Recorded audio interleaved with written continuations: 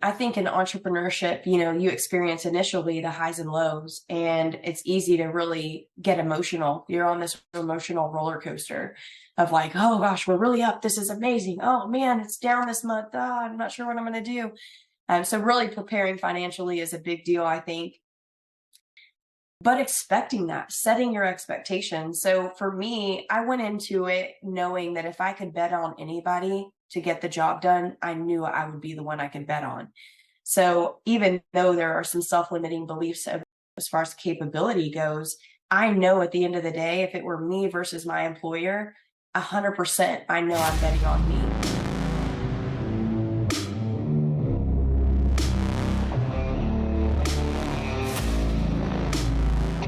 All right, welcome to this episode of Thundercast. Today we have Brittany Ballard, and it is with Wealth Wave. Hello, Brittany. Hey, thank you for having me, Doug. I'm so excited to have you on today.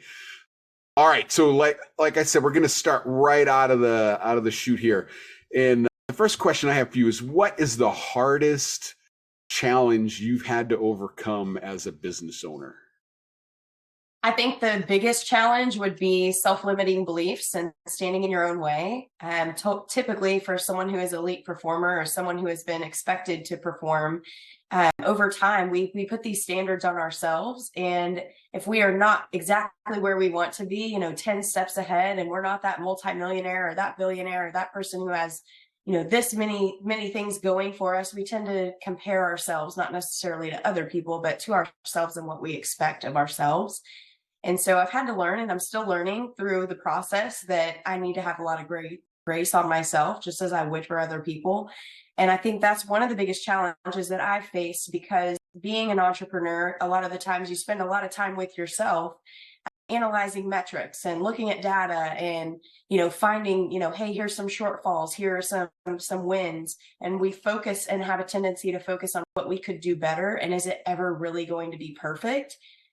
And I think striving for that is unrealistic, but we want and hope to provide the best value we can. And by doing that, we're just hard critics on ourselves. So to me, self-limiting beliefs is, I think, the biggest challenge that I've had. Yeah. You mentioned grace. I want to talk about that because I think that's a real thing, right? Because we are hard on ourselves. What were some of the things that you really beat yourself up about early on? I think a lot of it is, is this going to work? One of the biggest things, I came from a self-employed opportunity. I was a dental hygienist in the past, and now I help people with their finances. So I've been doing this for about 5 years. And initially it was like, okay, this is an unknown territory for me. Not only do I not have a consistent income that I can rely on, which is now we know as entrepreneurs it's not consistently dependable. It can be pulled out from underneath you at any given time based on, having a desire or your job saying yes or no, we need you or we don't. So totally displaceable. You don't feel that, though. In reality, it seems more like you have that consistency and that comfort. So walking away from that consistent income for a possible what if is really terrifying initially. As a self-employed person, I felt like every step of my life has really led me into the direction that I'm in now. And I've leaned into that. But initially it was scary, it was like, wow, nothing is guaranteed here. But I think the beauty is, because it's not guaranteed, because there are no limits, you can determine whatever that's going to look like for yourself and create that future that you're looking for. So I think that's the biggest thing, is we're setting expectations for ourselves or looking at someone else that's taken off in their careers, and maybe we don't know the full story. Or maybe it's not as it seems, or if they've gotten to a point that they've really succeeded, you're comparing yourself to that. And I just truly believe that we're meant to be where we are at any given time. And our journey is our journey for a reason. And I feel like, especially looking long game, you may have had shorter, a longer period of time before you progressed as quickly as that next person. But you may have more longevity and more foundation and more structure that makes you stronger long term, whereas that person getting a fast start like that may or may not. So Right. It's easy to compare. And I think that's the thief of joy there. So definitely something Without a doubt too. So you talk about grace and you talk about terror. I think every small business owner goes through that, right? I started this thing and I have all these hopes and dreams, but over time you do see your savings dwindle, right? I think everyone goes through this. If you're listening and you've never gone through that, you're a mutant, and I'm jealous. But you know, what was the point that you said to yourself, you know what? I got to stop worrying. I got to stop panicking. I got to stop beating myself and just focus on the ball, focus on the goal. Well, I mean, as I mentioned, there's days, you have your days where it's like, is this thing really going to work? Even though you look back and you're like, wow, I'm doing this. I've been very successful, fortunately, but I know that I can do 12 times what I'm doing right now. And so it's hard to kind of dial yourself back into reality. But I think because of the personal development that I've personally pursued, I think leaning into that is really going to be a major factor for a lot of people who are just starting out. Is you have to identify what your strengths are and shine a light on them early on so that it's not standing in your way. And so don't hesitate, don't be fearful of that, but reach out to those people that you admire and look up to and ask them some points of advice. And that way, they've made all the mistakes, they've made all of the errors, they've gone through their savings, they've been in the position you have. Right. Not only is that relatable and, can make you feel better, but it also ensures that you're on track for something great as long as you persist. So, I mean, that's the key, is just having the belief. If you don't believe, you won't achieve. And so that's it's a mindset. It's all in your head. Yeah, I think you nailed it right there. You look at how many people start businesses and how many of them fail, right? And I think it is the mindset in the beginning, right? You cannot be prepared for everything. It's just not possible. And if you have enough self-doubt, you will self-sabotage. And that's why I like having guests like you on, because you overcame, right? And you suffered the same challenges, but you overcame that. What would you say to someone who's going through that right now? Like maybe they've had their business for a few years and something bad happened, a money problem, an employee quit, a big client left, whatever it is. What would you say to someone right now if they just trying to push one more day just to keep going because it's so hard?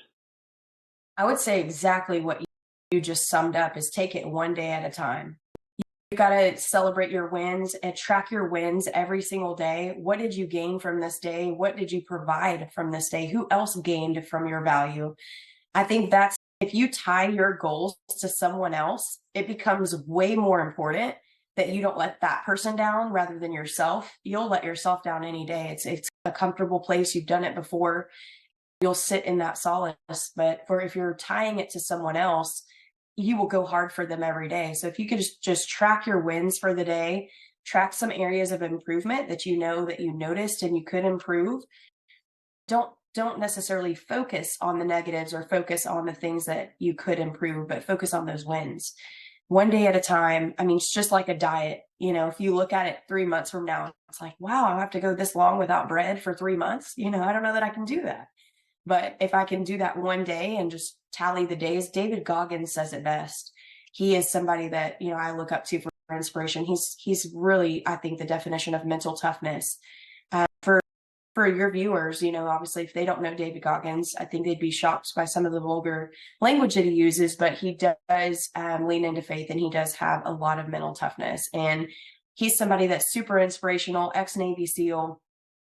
He is just somebody that, is the definition of no excuses. And so looking at him, he says that. He says, take a calendar and mark a red X on it at the end of each day and know that you made it. And you just have this many more days to do this week, or this many more hours this day, and make those time frames smaller so that you can analyze necessarily, in a smaller time frame versus over time. But if you can make it through the day, you can make it through the week, and you can make it through the year, but you have to persist. The only difference between someone who's 12 steps ahead of you and yourself is that they kept going when things got hard. That is the only difference. Right. No, I think that's a huge amount of wisdom there. So I all of a sudden have a lot of questions for you. And I think you're absolutely right. There's no sense in worrying about something that hasn't happened yet, because that's just stealing motivation and time and energy from you, right? So real quick so I don't forget, right? So I want to go back and I want to talk about grace. I want to talk about coaching and I want to talk about profanity because I think profanity actually, I think has a role if it's applied correctly, right?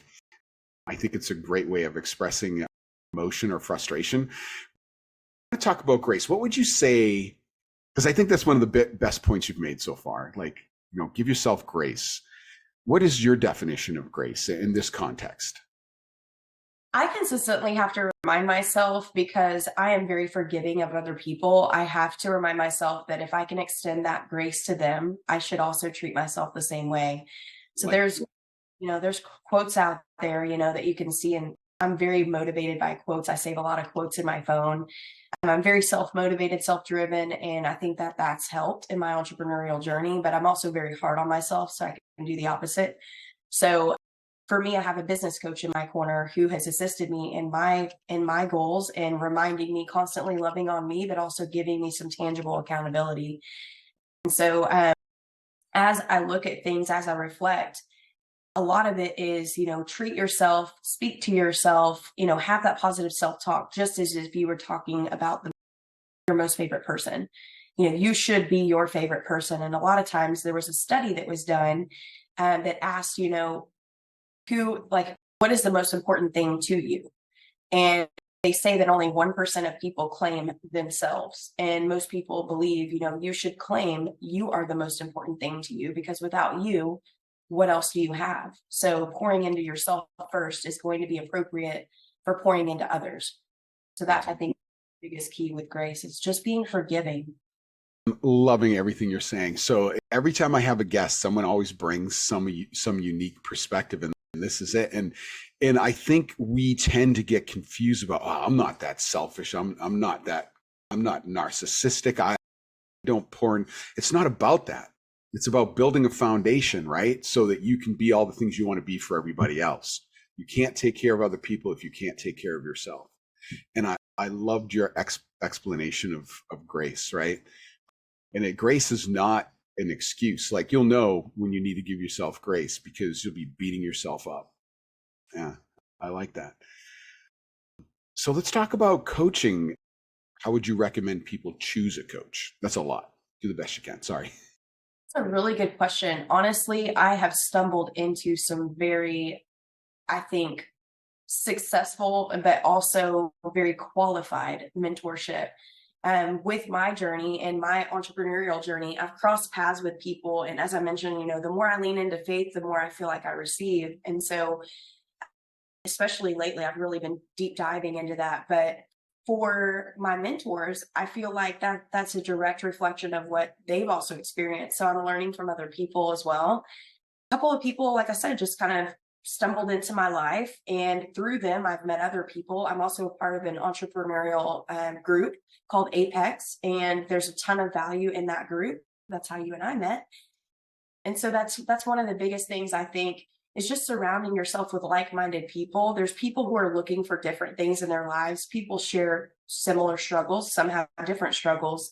And for me, I've had people introduce me to people, and you just know the energy, what person's going to speak to you. I found my business coach through an opportunity. We had an event at our office, and a gentleman came in and he spoke to us and said, "Hey, we have a coaching program through Southwestern Coaching University, and they're really accredited." I wasn't sure about it initially. I knew I had a really good conversation with the gentleman, and he was great. But he actually sent me a personality test. And I took the personality test, and they matched me with someone. And my business coach is actually someone who lives in Spain. Her name is Audra. And so she and I have met over Zoom, planning to meet each other in person this year. But she has been an angel. I mean, a literal angel to me. And she's coached me through some things. She's got major success in the real estate industry. And so she decided, hey, she had a child. She wanted to become business coach after experiencing her success, and now she and I work together. So I think it's a matter of just vetting out your people. But because we matched on that personality test, I think that was pretty neat. I don't know how they matched me up with her, if she had the same questions or if she was complimentary to what I answered. I still don't know, but I'm just so grateful for the alignment. And I just they say that you are the average of the 5 people you hang out with the most. And those 5 people have really supported me because they can share the experiences that I've been through. So just like-minded individuals, I think that's key. I can't agree with you more about everything that you just said.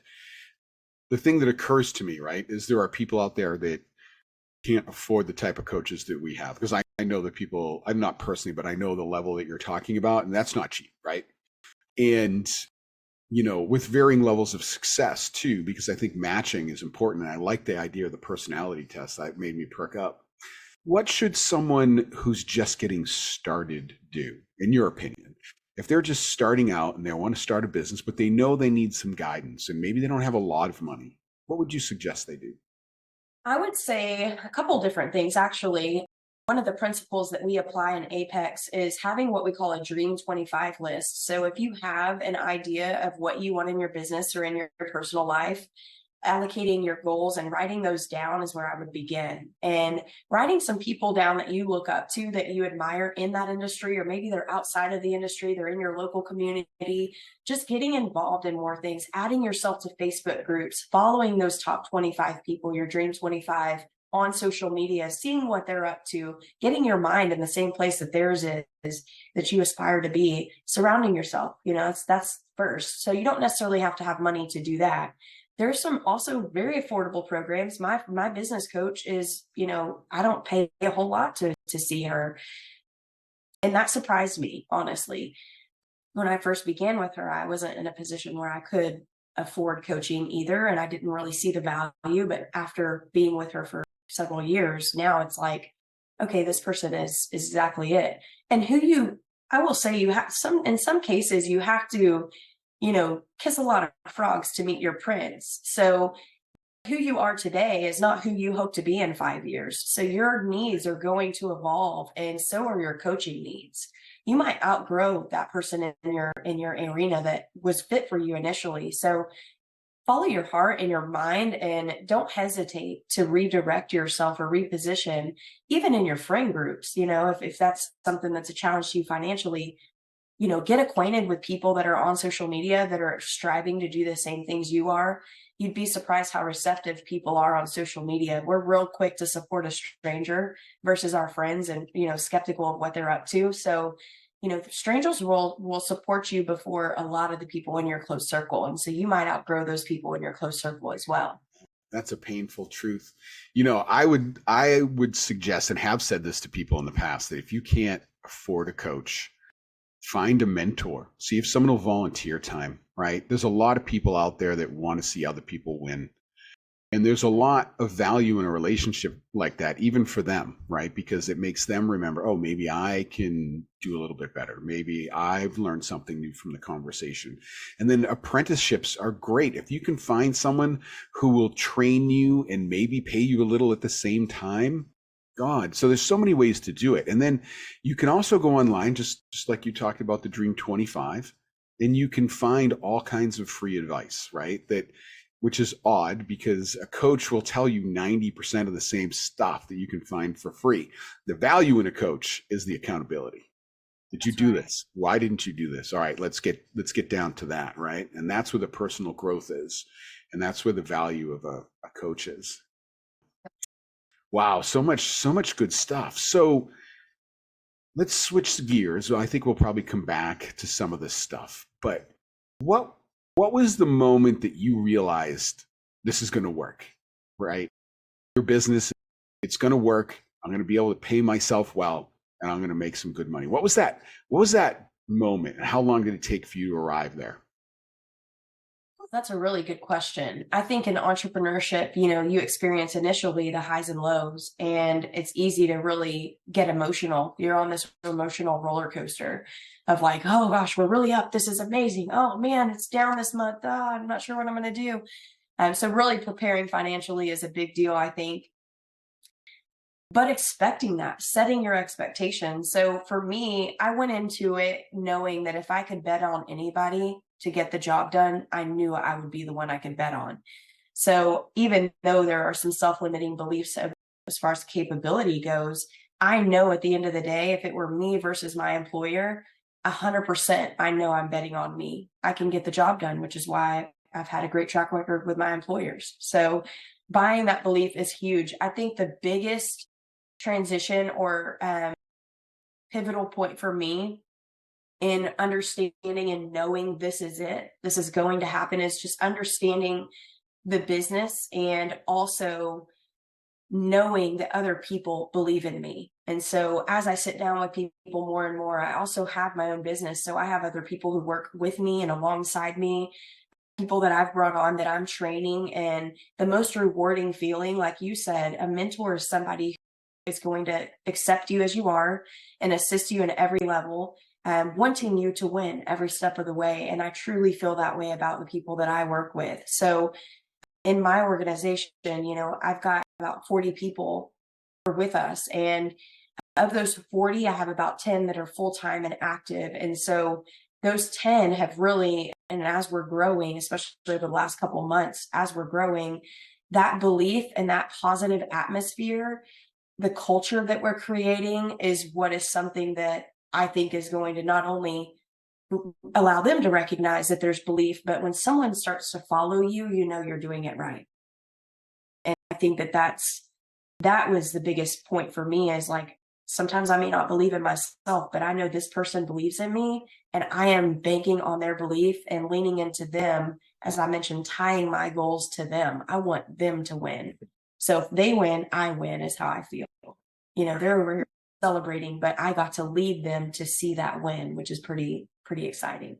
So that was an unexpected answer. A lot of people, it's a financial realization, or maybe they landed that big client, like, okay, I can do this, or now I'm making enough money to support myself. But I think yours is a better answer. I think yours is like, hey, when people start looking up to you and following you because they think you're doing it right, that's fantastic. It's fantastic. So, we did forget one topic I wanted to talk about already, which was profanity. I didn't forget. I'll edit it out. You're gonna drop an F-bomb for us? You seem so appropriate and professional. Like, do you ever get up on stage and say, "Let's F and get going, people"? Like, are you one of those people? Honestly, no. In my personal life, yes. But in my professional life, I'm like, no, I don't know if everybody's going to drive with that. But in my organization, oh yeah, people hear it. I'm like, listen, we can effing do this. Like, it. We're gonna go out here and crush this event, So it's all about, like you said, there's an appropriate time to use it. I'm not offended by profanity personally. I know that, if I recommended a book, like I said, with David Goggins, some people get their panties in a wad over it. But for him, like, he's just in your face. And I really love that approach as far as mentorship goes. And if he can do it, I feel like I can do it. So I just love it. And I think if you're inserting profanity, it just adds a little bit of that enunciation of like, hey, this is just, it makes it what it is. So. It's cathartic, right? Yeah, you're right. There's a time and a place, right? You just can't be dropping F-bombs in front of children or brand new clients. But once you've established a rapport, like I found, and I do use profanity in front of a lot of my clients, but not right away. But, the second you do it, it's like almost like they breathe a sigh of relief and then they start doing it and then you bond over it. It's just weird. It's weird. It's like, it's not like it was when I was young child. Like, it's like, oh, you'd say, damn, right? Damn was bad, right?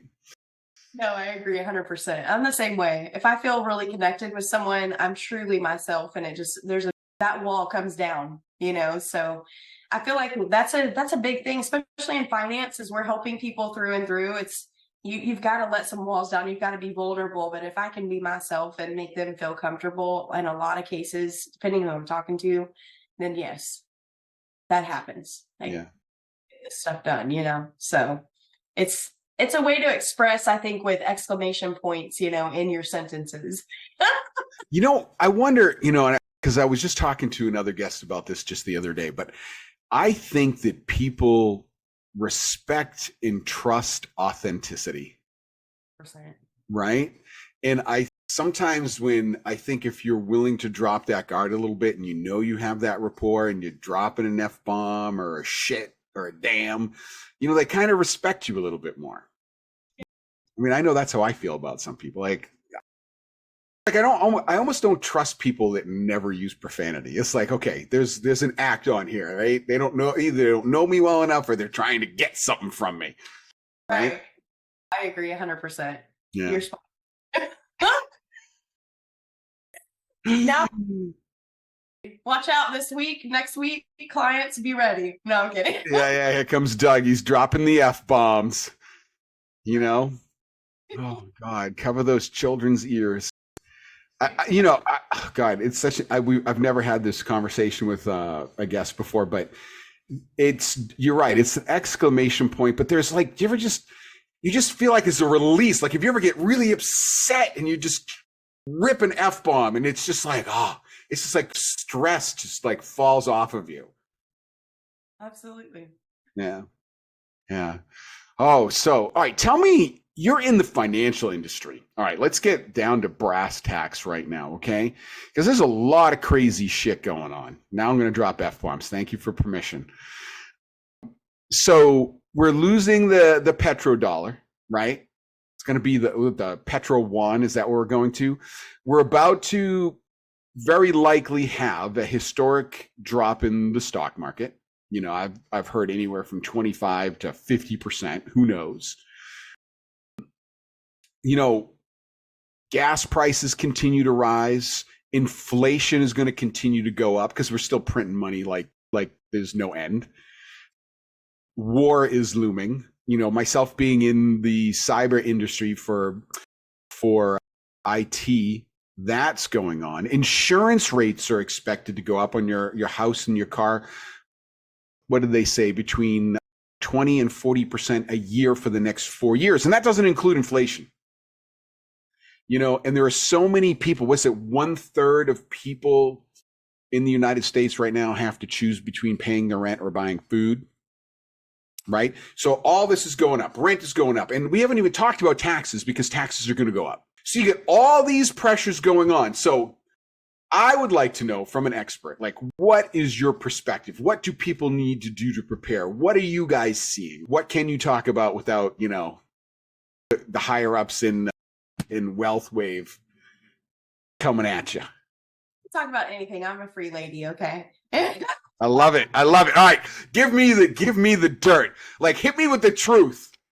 You know, I think our audience can handle the truth. So just let us know what's going on. What are you guys seeing, and what's the next 6 month, year, 5 years look like?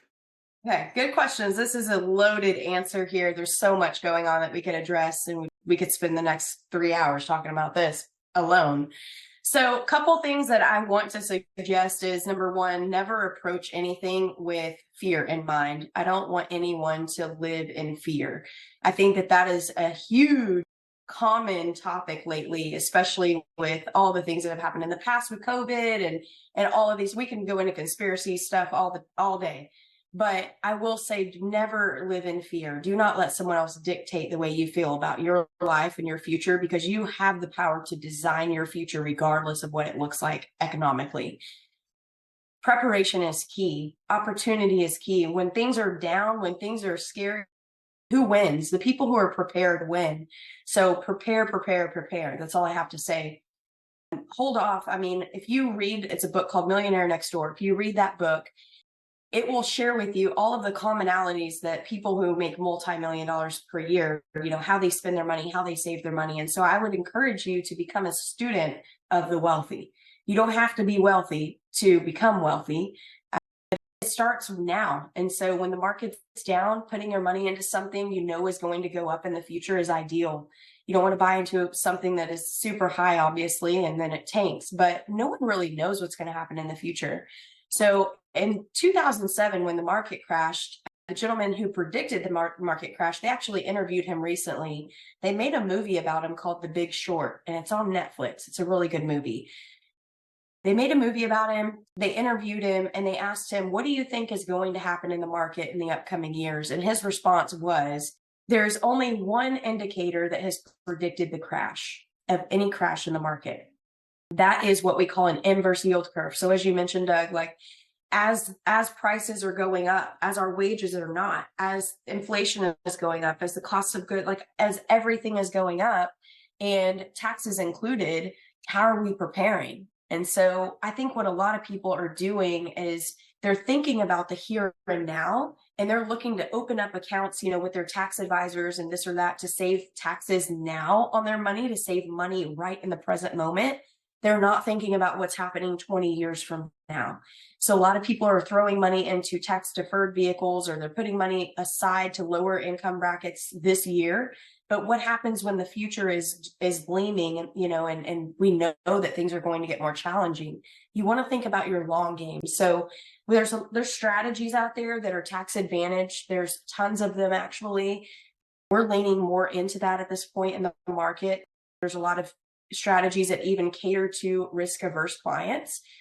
Some that, also are performing very well, even with the market being down. So uncertainty is always going to be there. Unless you're sitting there, studying the market day in and day out, riding those highs and lows, there's always going to be a variable you can't control if you're putting your money in those positions. There are more strategic ways to allocate your dollars. So I would encourage you, especially if you've been kind of dragging your feet, sitting down with someone who's immersed in that world, go out and get 3 opinions on it. Let somebody look at your stuff, but also take it from multiple angles. And I think that's why we're different. Is at WealthWave, we look at things with a tax advisor, with a CFP, with an attorney, with an attorney group, with ourselves as financial advisors, and look into that and say, okay, what if this happens? How are we preparing for plan A, B, C, and D? We want to really be sure that everything is intact. But I think right now, as you mentioned, with cost of things going up, constantly shopping the market is going to be important to you in not only performance vehicles, but also in some things that you're already providing for your family and don't necessarily realize have changed in rates. Life insurance premiums, for example, in the last 6 months have dropped by 25%. So industry wide. And so if you're overpaying on that, that might be a few bucks you can free up every month, so you just never know.